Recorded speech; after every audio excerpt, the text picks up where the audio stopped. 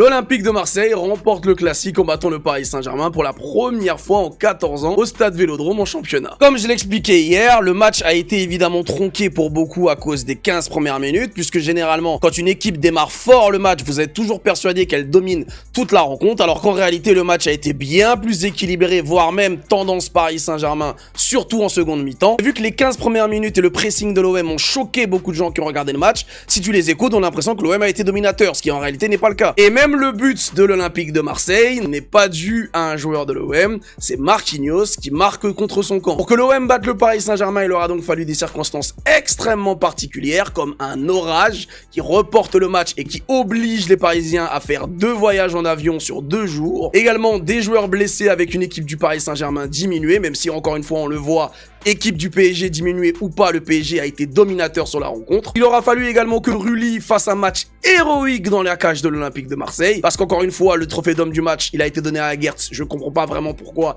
puisque l'homme du match, en réalité, c'est Rulli. Il aura fallu également un arbitre extrêmement conciliant avec l'Olympique de Marseille. Si vous avez compris pourquoi Weah et pourquoi Pavard n'ont pas été expulsés en première mi-temps, dites-le moi dans les commentaires, parce que moi, je ne sais toujours pas. Surtout, cette victoire de l'Olympique de Marseille, eh bien, en vérité, tout le monde s'en bat les couilles, puisqu'en réalité, les yeux du monde entier étaient rivés sur la cérémonie du Ballon d'Or. Et pendant que l'Olympique de Marseille était en train de célébrer la plus grande victoire de leur saison, eh bien le Paris Saint-Germain était en train d'être congratulé devant le monde entier en raflant quasiment tous les trophées individuels et collectifs au Ballon d'Or. Ce qui prouve encore une fois que l'Olympique de Marseille se trouve ici et nous ici. On n'est juste pas dans la même cour.